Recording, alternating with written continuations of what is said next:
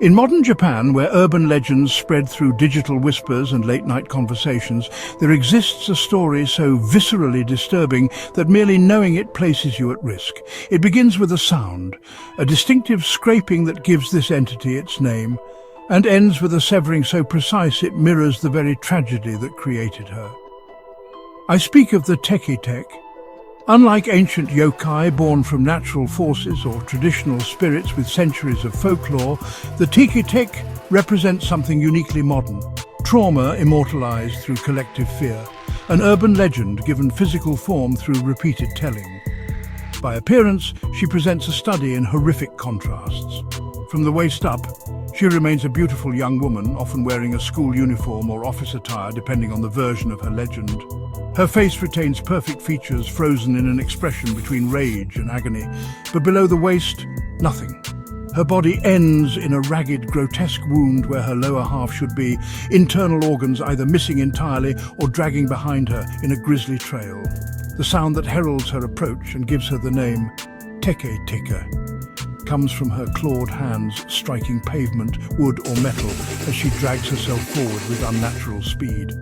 Witnesses describe the noise as metallic and rhythmic. Teke, teke, teke, teek. This sound accelerates as she closes distance to her prey, eventually becoming so rapid it blends into continuous scraping that raises gooseflesh on even the most skeptical listener. What makes the Teke Teke uniquely terrifying is her impossible speed.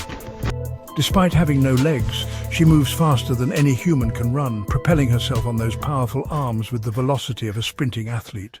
Her origins vary across tellings, though most versions center on a schoolgirl or young office worker who suffered a horrific accident at a train station. Some accounts claim she fell onto the tracks and was cut in half by an oncoming train. Others suggest she was pushed deliberately by bullies or a rejected suitor.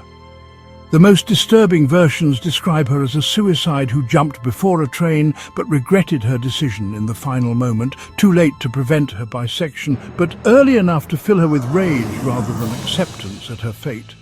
Whatever the specific cause, her death created something neither ghost nor monster, but something between. A vengeful spirit fixated on inflicting her specific trauma on others. The Teke Teke hunts at night near train stations, school grounds, and public bathrooms, liminal spaces associated with her original tragedy. She specifically targets teenagers and young adults, perhaps seeking those similar to whoever caused her accident or failed to prevent it. Her method of attack reflects perfect symmetry with her own fate. Upon catching her victim, she uses those terrifying claws to slice them in half at the waist with surgical precision, ensuring they experience exactly what she did. Some accounts claim she asks cryptic questions before attacking, granting mercy only to those who provide correct answers. Though what constitutes correct changes with each telling, making this potential salvation unreliable at best. Protection against the Teke Teke is complicated by her modern nature. Traditional wards against yokai prove ineffective against an entity born from contemporary fears rather than ancient beliefs. Instead, preventative measures focus on behavioral changes, avoiding train stations at night, never looking under bathroom stalls when hearing strange sounds, and refusing to discuss her legend after sunset, as speaking her name during darkness hours is said to summon her attention. If encountered, survival strategies are limited, but exist. Some versions of her legend claim she cannot climb stairs due to her missing lower half, making elevated positions temporarily safe. Others suggest her focused rage makes her single-minded. Throwing an object in another direction might momentarily distract her, creating precious seconds for escape. Most consistent is the advice to never, under any circumstances, look back when hearing the Teke Teke sound. Those who witness her approach are invariably caught. In modern Japan, as digital communication accelerates the spread of urban legends, the Teke Teke has evolved.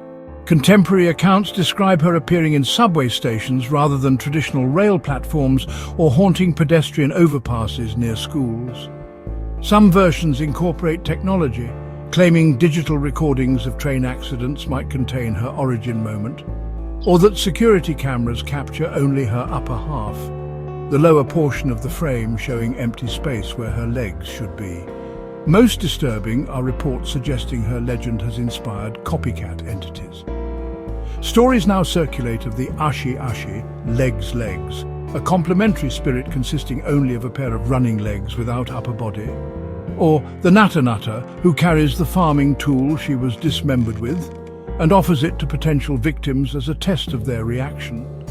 So tonight, if you find yourself walking alone near Japanese train tracks and hear a rhythmic scraping approaching from behind, if you notice other pedestrians suddenly crossing the street with anxious glances towards something you haven't yet seen, if you feel a sudden cold draft at ankle level while standing on a platform, remember the Teke Teke, don't look back.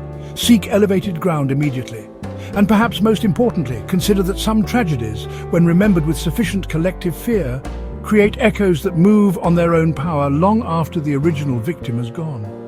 For in the space between modern anxiety and ancient fear, the Teke Teke reminds us that contemporary horrors create their own mythology.